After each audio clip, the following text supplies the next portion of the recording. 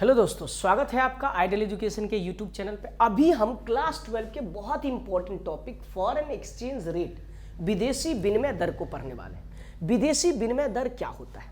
विदेशी विनिमय दर वो दर है या वो कीमत है जिस कीमत पर हम घरेलू मुद्रा को विदेशी मुद्रा डॉलर में एक्सचेंज करते हैं। मतलब अभी आपको विदेशों का $1 का कोई वस्तु खरीदना है, जैसे ये मार्कर $1 का है, तो भारत के करेंसी के अकॉर्डिंग आपको 82 रुपये देना पड़ेगा। तो यही है विनिमय दर। हर देश का अलग अलग होता है और ये डिपेंड करता है उस देश के मार्केट की क्रय शक्ति पर। मार्केट का जो क्रय शक्ति है, डिमांड और सप्लाई है, उसके अनुसार किसी देश के एक्सचेंज रेट निर्धारित होते हैं। मतलब पाकिस्तान में अभी $1 बराबर 250 रुपये के लगभग है, मान के चलते हैं। कितना है? 250 रुपये के लगभग है। तो पाकिस्तान में जो है वस्तु की मांग ज्यादा है, लेकिन पाकिस्तान के द्वारा सप्लाई कम हो रहे हैं। पाकिस्तान के पैसे की वैल्यू कम है, इसलिए $1 की जो वैल्यू है वहां पे 250 है। ठीक है, अब हम बात करते हैं एक्सचेंज रेट। समझ में आ गया? एक्सचेंज रेट का मतलब यह होता है कि वह दर जिस पर विदेशी करेंसी के लिए घरेलू करेंसी को बदला जाता है। जैसे 82 रुपये में $1। विदेशी करेंसी क्या है? तो डॉलर। अमेरिका का जो डॉलर है यही अंतरराष्ट्रीय मुद्रा है जिस पे पूरी दुनिया में वस्तु या सेवा का खरीद बिक्री होता है। ठीक है, अब हम बात कर लेते हैं कि इस विदेशी विनिमय दर में कई तरीके हैं। उसमें से सबसे पहला विदेशी विनिमय है वो है फ्लेक्सिबल एक्सचेंज रेट, मतलब नम्य विनिमय दर। नम्य विनिमय दर का मतलब ये हुआ कि जो टाइम के अकॉर्डिंग या मार्केट के डिमांड और सप्लाई के अकॉर्डिंग इसमें रेट में चेंज आता है। कभी रेट बढ़ जाएगा, कभी घट जाएगा। जैसे अभी हमारे मुद्रा में क्या हुआ, पहले 75 70 था, 72 हुआ, 75 हुआ, 80 हुआ, 82 हुआ। तो इस तरह से क्या हो रहा है, जैसे जैसे हमारे मार्केट में डॉलर की मांग बढ़ रही है वैसे वैसे ही डॉलर की कीमतें बढ़ रही है। जैसे किसी चीज की मांग आप ज्यादा करने लगते हो, ज्यादा खरीदने की कोशिश करते हो, तो स्वाभाविक सी बात है वो वस्तु महंगा होने लगते हैं, क्योंकि वो हमारे पास उपलब्ध कम होते हैं। अब बोलेंगे कैसे? देखो, आरबीआई के पास डॉलर का स्टॉक है। ठीक है, यदि आप ज्यादा डॉलर की मांग करोगे आरबीआई से कि हमें डॉलर दो, हम इससे विदेशों से वस्तु खरीदेंगे। आप बोलेंगे कैसे हम डॉलर का मांग करते हैं? जैसे आपने अमेरिका से कोई वस्तु खरीदा तो आपका रुपया अमेरिका में नहीं चलता, आप अपना रुपया आरबीआई को देते हो ट्रांजैक्शन के दौरान, और आरबीआई उसी रुपया को डॉलर में कन्वर्ट करके अमेरिका के कंपनी अमेजोन को पेमेंट कर दिया। ठीक है, तो आरबीआई खुद ये काम कर लेता है। तो आरबीआई के पास डॉलर का स्टॉक रिजर्व है। यदि आप ज्यादा डॉलर का मांग करने लगेंगे तो आरबीआई का स्टॉक कम होने लगेगा और आरबीआई अपना रेट बढ़ाएगा। ठीक है, कितना हमारे पास रिजर्व है इस पे भी निर्भर करते हैं। तो ये जो हमारा डॉलर है ये निर्भर करता है विदेशी मुद्रा के बाजार में पूर्ति और मांग के शक्ति पर। किस पर निर्भर करता है? डिमांड ऑफ फॉरेक्स और सप्लाई ऑफ फॉरेक्स पे डिपेंड करता है। Flexible exchange rate supply of forex और डिमांड ऑफ फॉरेक्स पर निर्भर करता है। डिमांड ऑफ फॉरेक्स पे निर्भर करता है। फॉरेक्स मतलब विदेशी मुद्रा, कि आपके द्वारा दुनिया में कितनी वस्तु, दुनिया भर से कितने डॉलर का डिमांड किया जा रहा है, या आपका कितना डॉलर का डिमांड है। देखो, आपका डॉलर का डिमांड ये हुआ, आप दुनिया भर से कितनी वस्तु खरीद रहे हो, ये आपका डॉलर का डिमांड, क्योंकि दुनिया भर से वस्तु खरीदोगे तो बदले में डॉलर दोगे। आपका डॉलर का सप्लाई कितना है, इसका मतलब यह हुआ कि आप दुनिया भर में कितनी वस्तु बेच रहे हो। जितनी वस्तु आप दुनिया भर में बेच रहे हो वही आपका सप्लाई है, वही आपके डॉलर का क्या है? सप्लाई है। यदि आप दुनिया को वस्तु बेचोगे तो इन रिटर्न्स आपको डॉलर देगा, है ना? ठीक है, तो अब हम बात करते हैं फ्लेक्सिबल विनिमय दर का निर्धारण कैसे होता है। तो इसके लिए हम एक ग्राफ बनाते हैं। ठीक है, इस ग्राफ में हम नीचे रखते हैं demand of foreign exchange, demand of foreign exchange, demand of foreign exchange, और इस पे रखते हैं rate of foreign exchange, rate of foreign exchange. Okay, देखो डिमांड कर्व जो होता है वो क्या होते हैं? डाउनवर्ड स्लोप का होता है। डिमांड ऑफ फॉरेक्स का कर्व कैसा होता है? डाउनवर्ड स्लोप का होता है। आप बोलेंगे क्या मतलब है डिमांड ऑफ फॉरेक्स कर्व का स्लोप डाउनवर्ड स्लोप का, और क्यों है? देखो पहले हमारा $1 बराबर 50 रुपये था। $1 बराबर कितने रुपए था? 50 रुपये के बराबर था। तो हमारे लिए ये स्थिति थी कि दुनिया भर से वस्तु खरीदना आसान था। 50 रुपये देकर $1 की वस्तु खरीद रहे। अब मान के चलो कि $1 की कीमत बढ़ के हो गया 75 रुपये। कितने रुपए हो गया? 75 रुपये। जब $1 की कीमत पहले 50 रुपये R1 था और अब जो है R2 में क्या हो गया? ये 75 हो गया। तो मुझे बताओ क्या हुआ? पहले आपको बाजार से $1 का सामान खरीदना था तो 50 रुपये देते थे, $1 मिल जाता था। अब आपको $1 का सामान खरीदने के लिए 75 रुपये देने पड़ रहे हैं। कितने रुपए देने पड़ रहे हैं? 75 रुपये देने पड़ रहे हैं। समझ रहे हो ना? आपके लिए वो विदेश की वस्तु खरीदना मुश्किल हो गया। विदेश की वस्तु खरीदना मुश्किल हो गया। तो जब रेट कम था तो आपके द्वारा डॉलर की मांग 100 मिलियन का हो रहा था, मान के चलते हैं। जैसे ही रेट बढ़ा तो स्वाभाविक सी बात है आपके, क्योंकि खर्चा आपका ज्यादा हो रहा है। अब $1 का सामान आप 75 रुपये में खरीद रहे हो तो क्यों खरीदोगे इतने महंगी वस्तुएं? अपने देश में जो वस्तु बनती है वो वस्तु खरीदो। तो घट के हो गया 60 मिलियन, क्योंकि रेट ऑफ एक्सचेंज बढ़ा, विदेश की वस्तु आपके लिए महंगा हो गया। क्योंकि जहां पे 50 रुपये में $1, जैसे ये मार्कर था पहले $1 में बिकता था, तो पहले जो रेट ऑफ एक्सचेंज था 50 रुपये में एक मार्कर, तो मान के चलो 100 मार्कर खरीदते थे। लेकिन अब इस $1 की कीमत 75 हो गया। अब मार्कर का दाम अभी भी $1 है, लेकिन अब एक मार्कर हमें 75 रुपये में मिल रहे हैं। तो स्वाभाविक सी बात है हम कम मार्कर खरीदेंगे, और जब कम मार्कर खरीदेंगे तो विदेशों को हम कम डॉलर देंगे। जब विदेशों को कम डॉलर देंगे तो हम RBI को नहीं बोलेंगे कि आप मेरे बदले में डॉलर दो, क्योंकि महंगी वस्तु हम क्यों खरीदेंगे। तो जैसे ही एक्सचेंज रेट बढ़ेगा तो डिमांड ऑफ डॉलर कम होगा, डिमांड ऑफ डॉलर कम होगा। इसका मतलब यह हुआ एक्सचेंज रेट और डिमांड ऑफ डॉलर के बीच नेगेटिव संबंध है। कैसा रिलेशन है? नेगेटिव रिलेशन है। ठीक है, याद रखेंगे, ऑब्जेक्टिव में पूछ देगा। अब आप बोलेंगे सर सप्लाई ऑफ डॉलर की बात करूं। सप्लाई ऑफ डॉलर कहने का मतलब, यहां पे है डिमांड ऑफ डॉलर, यहां पे है रेट। सप्लाई का कर्व ऐसे होता है, ठीक है, सप्लाई ऑफ फॉरेक्स। क्या मतलब है?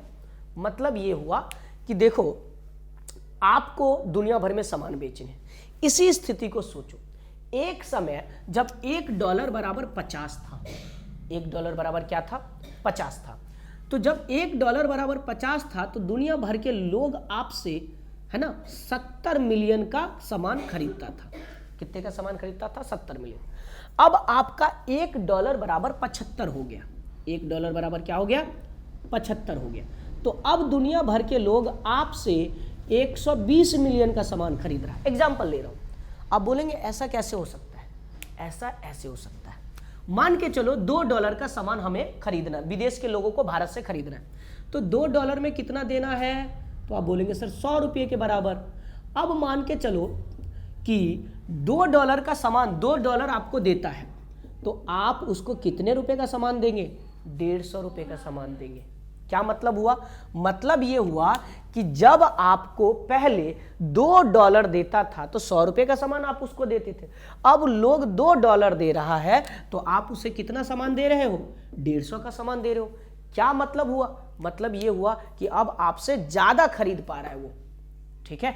तो आपकी वस्तु सस्ती हो गई उसके नजर में। $2 में 150 रुपये का आपका सामान ले जा रहा है, आपको चूना लगा रहा है।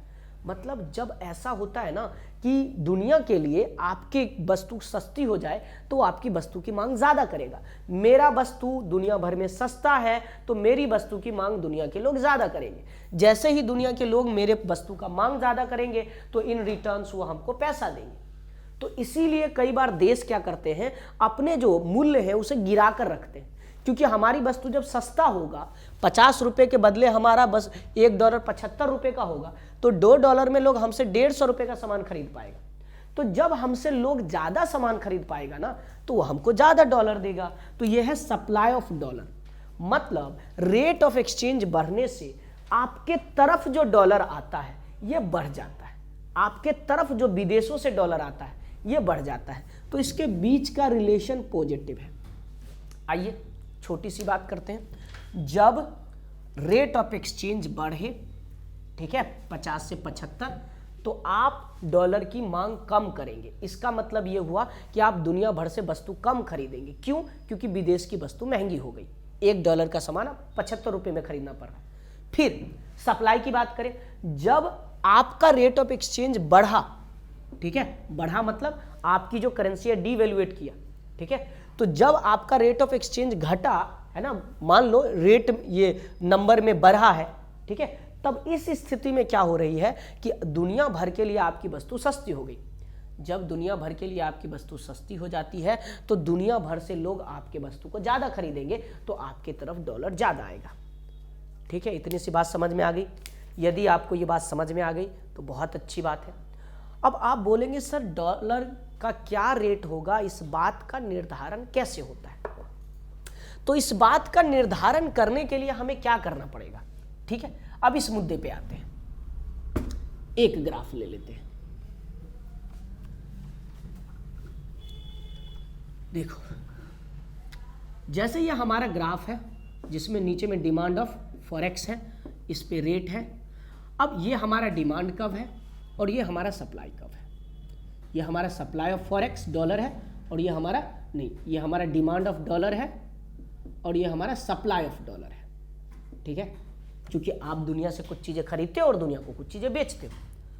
यदि मान के चलो कि हमारे पास एक रेट ऑफ इंटरेस्ट R1 था, एक बार रेट ऑफ इंटरेस्ट R2 था।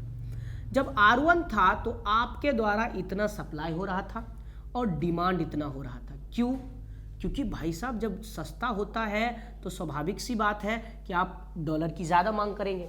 जब डॉलर की मांग ज़्यादा करेंगे तो आपके देश में डॉलर की कमी हो जाएगी, तो RBI क्या करेगा? डॉलर की कीमतें बढ़ा देगी, है ना, मुद्रा को कमज़ोर कर देगी। दूसरा, यदि R2 होता तो यहाँ पे सप्लाई तो इतना है क्योंकि आप क्या कर रहे हो, दुनिया भर को ज़्यादा वस्तु बेच रहे हो, लेकिन आप डॉलर का डिमांड कम कर रहे हो। तो RBI के पास डॉलर भरता जाएगा तो RBI उस डॉलर का करेगा क्या? तो स्वाभाविक सी बात है RBI उस डॉलर के जो एक्सचेंज रेट है उसे कम कर देगा। तो इस तरह से जहाँ पे डिमांड कर्व और सप्लाई कर्व मिलता है, इसे इक्विलिब्रियम पॉइंट कहते हैं, संतुलन बिंदु कहते हैं, और इसी को कहेंगे determination of equilibrium of exchange rate.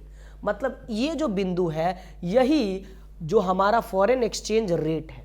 अब हम मान के चलते हैं ये हो गया R, क्योंकि जब 50 था तो हम ज़्यादा डिमांड कर रहे थे, जब 75 हो गया तो हम कम डिमांड करने लगे। तो RBI उतना डॉलर रख के क्या करेगा? तो RBI बोला ना मेरा ना तेरा, अब हम 65 करते हैं।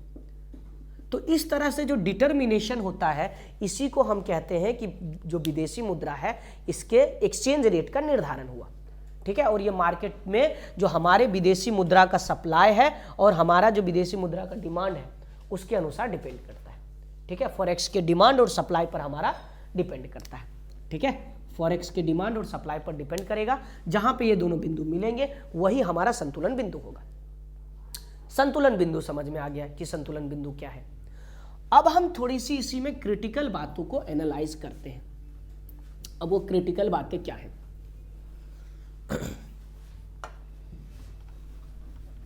चलिए ग्राफ से समझते हैं। अलग अलग केस बनाते हैं और उस केस को स्टडी करते हैं कब क्या होगा। ओके, पहला हम बात करेंगे impact of increase in demand of foreign currency. ठीक है, फॉरेन करेंसी के डिमांड बढ़ जाए। देखो जरा, ये हमारा क्या था? Supply of foreign currency. ये हमारा था demand of foreign currency, dollar का डिमांड। निर्धारित किया गया था रेट कितना? R। कितना मांग हो रहा था? इतनी का, है ना, M का। हुआ ये कि अब आपके बाजार में लोग ज्यादा डॉलर की मांग कर रहा है। क्यों? क्योंकि उसे ज्यादा व्यापार करना है। जब डॉलर की मांग ज्यादा करेगा तो डॉलर जो डिमांड है वो राइट वर्ड शिफ्ट होगा। किधर शिफ्ट होगा? Right word. जब राइट वर्ड शिफ्ट होगा ना तो आपका फॉरेन एक्सचेंज देखो अब ये बढ़ गया, R से हो गया R1। ठीक है, ये R था तो ये हो गया R2। ठीक है, R1 था तो क्या हो गया? R2। तो जैसे ही आपका विदेशी मुद्रा का मांग आपके मार्केट में बढ़ेगा ना तो रेट ऑफ एक्सचेंज बढ़ जाएगा। अब बोलेंगे सर ऐसा हो कि घट जाए हमारे विदेशी मुद्रा का मांग, हमारे लोग अपने लोग कम डॉलर का मांग करने लगे। क्यों कम डॉलर का मांग करने लगेगा? क्योंकि डॉलर महंगा हो गया है हमारे लिए।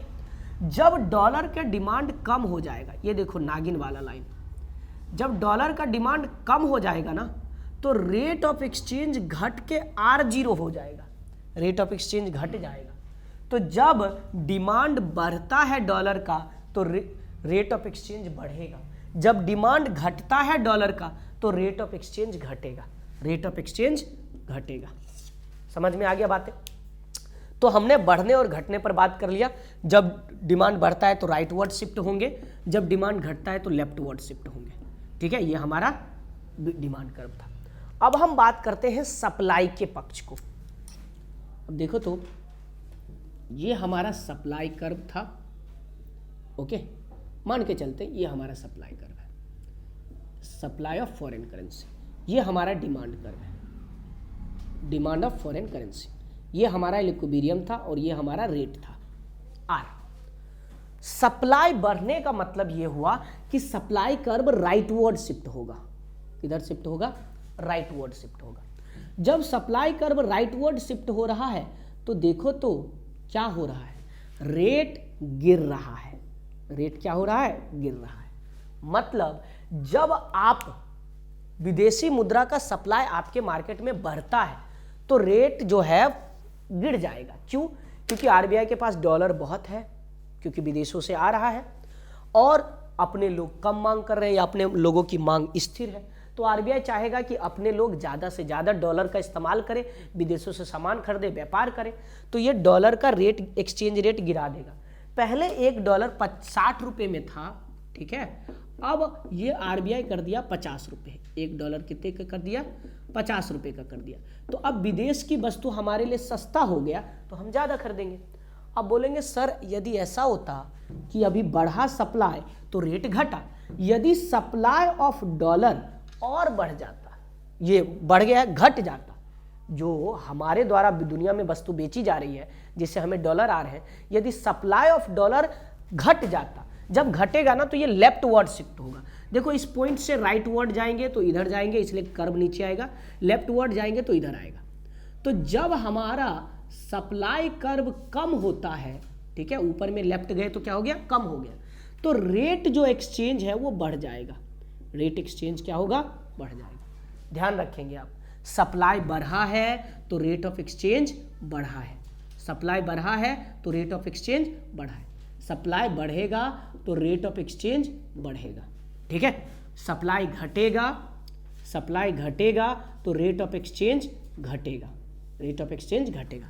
यहाँ पे क्या याद रखेंगे? डिमांड बढ़ेगा, राइटवर्ड शिफ्ट होगा, डिमांड ऑफ फॉरेक्स करेंसी बढ़ेगा तो रेट भी हमारा क्या हो जाएगा? बढ़ेगा। यहाँ पे बढ़ने से घटता था ना, नहीं, यदि हमारा डिमांड बढ़ता है, डी से क्या हो गया? डीएफ, तो हमारा रेट ऑफ एक्सचेंज क्या हो जाएगा? बढ़ जाएगा, रेट ऑफ एक्सचेंज बढ़ जाएगा। देखो यहाँ पे मैंने ऊपर वाले में क्या लिखा है?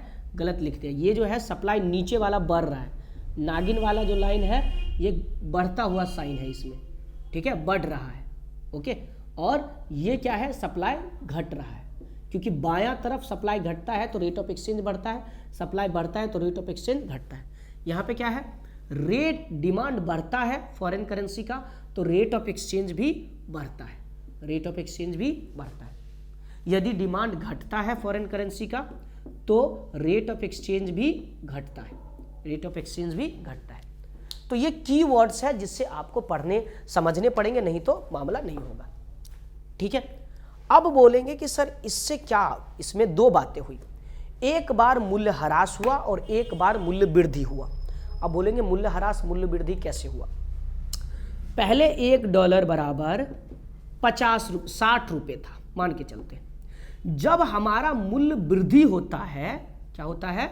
मूल्य वृद्धि होता है, वैल्यूएशन होता है मुद्रा का, तो $1 जो है अब हो गया 50 रुपये के बराबर। कितने के बराबर? 50 रुपये। तो ये कहलाएगा कि मूल्य में वृद्धि हुआ।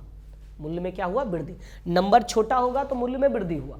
यदि $1 अब हमें 70 रुपये के बराबर मिल रहा है तो ये मूल्य ह्रास हुआ। ये क्या हुआ? मूल्य ह्रास हुआ। अब इसका क्या इंप्लीकेशन है, क्या क्वेश्चन पूछा जाएगा, मैं आपसे एक क्वेश्चन डिस्कस करता हूं, फिर बात करेंगे। क्वेश्चन ये था कि घरेलू मुद्रा की मूल्य वृद्धि एवं मूल्य ह्रास से अर्थव्यवस्था के निर्यात और आयात पर किस प्रकार प्रभाव पड़ेंगे। समझो मेरी बात। मूल्य वृद्धि हुआ, मूल्य का क्या हुआ, वृद्धि हुआ, किसका, डॉलर का। मूल्य वृद्धि का मतलब अब जहां पे हम $1 खरीदने में 60 रुपए में देते थे, अब वहां पे 50 रुपए देना पड़ेगा। तो अब विदेशी वस्तु हम ज्यादा खरीदेंगे क्योंकि विदेशी वस्तु सस्ता हो गया। जब विदेशी वस्तु ज्यादा खरीदेंगे तो हमारे यहां आयात बढ़ेगा। और दुनिया के नजर में क्योंकि अब मूल्य वृद्धि हुआ, तो पहले जो $1 देकर 60 रुपए का मुझसे सामान लेकर चूना लगाता था, अब वो हमें 50 रुपए, मतलब अब जो है वो $1 देकर हमारे यहां का केवल 50 रुपए का सामान खरीदेगा। विदेश के लिए महंगा हो गया, हमारे लिए सस्ता। मूल्य वृद्धि, वैल्यूएशन का मतलब होता है कि जो हमारे लिए दुनिया की वस्तु खरीदना एफोर्डेबल हो गया और दुनिया वाले को मेरी वस्तु खरीदना थोड़ा सा मुश्किल हो गया। क्लियर बात। तो इससे हमारा निर्यात, आयात बढ़ेगा, निर्यात घटेगा। मूल्य वृद्धि में क्या होता है, आयात बढ़ेगा, निर्यात घटेगा, ध्यान रखना है। डिवैल्यूएशन हो गया, जहां पे 50 था वहां पे 60 हो गया, तो अब हमारे लिए मुश्किल हो गया कि $1 का सामान हम 60 रुपए में खरीदते थे, अब 70 रुपए में खरीद रहे हैं, बहुत मुश्किल। इसलिए हम विदेश की वस्तु कम खरीदेंगे क्योंकि वो महंगा हो गया। जब विदेश की वस्तु हम कम खरीदेंगे तो हमारे डॉलर का निर्यात कम होंगे, ठीक है। तो विदेश की वस्तु हमारे लिए महंगा हो गया, मतलब अब हम आयात कम करेंगे। आयात क्या करेंगे, इंपोर्ट कम करेंगे, और निर्यात ज्यादा होगा। बोलेंगे निर्यात ज्यादा कैसे होगा, क्योंकि पहले जो लोग $1 देकर 60 रुपए का हमसे वस्तु खरीदता था, अब वो $1 देकर 70 रुपए का वस्तु खरीद रहा है। जब वो $1 देकर हमसे 70 रुपए का वस्तु खरीद रहा है तो स्वाभाविक सी बात है उसके लिए फायदा है, 10 रुपए का फायदा है, ठीक है। तो इस कारण से ये स्थितियां आती है। आपको समझ में आ गया ये सारी बातें। फिर हम बात करते हैं एक और क्वेश्चन की, और उसके बारे में भी बात कर लेंगे। क्वेश्चन ये है कि व्याख्या कीजिए कि विदेशी करेंसी की पूर्ति इसकी विनिमय दर में वृद्धि के कारण क्यों बढ़ जाती है। विनिमय दर में वृद्धि, अब देखो पहले जो विनिमय दर था वो हमारा क्या था, ठीक है, मतलब क्या था कि करेंसी की पूर्ति विनिमय दर में वृद्धि के साथ क्यों बढ़ जाता है। देखो पहले हमारा 60 था, अब विनिमय दर 70 हो गया, विनिमय दर बढ़ गया हमारे लिए, तो दुनिया वालों के लिए हमारी वस्तु सस्ती हो गई, क्योंकि $1 देकर 60 रुपए का वस्तु खरीदता था, अब $1 देकर 70 रुपए का खरीदा है। तो जब दुनिया भर को हमारी वस्तु सस्ती मिल रही है तो वो हमसे वस्तु खरीदने लगा। चाइना का माल ना खरीद के मेरा खरीदने लगा, भारत का खरीदने लगा। क्यों, क्योंकि भारत की वस्तु चाइना की तुलना में सस्ता हो गया, तो सब देश भारत की वस्तु खरीदने लगा। जब भारत की वस्तु खरीदेगा तो स्वाभाविक सी बात है डॉलर ज्यादा आएंगे भारत की तरफ, ठीक है। तो यही बात था, विदेशी करेंसी की पूर्ति विनिमय दर में वृद्धि के साथ क्यों बढ़ती है।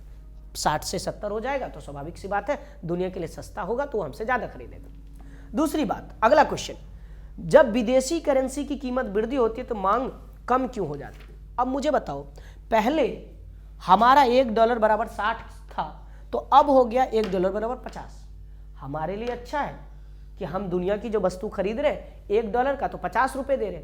दुनिया वाले के लिए बुरा है क्योंकि पहले $1 देता था तो 60 रुपए की वस्तु ले जाता था हमसे, अब वो $1 हमसे दे रहा है तो 50 रुपए की वस्तु ले जा रहा है ना।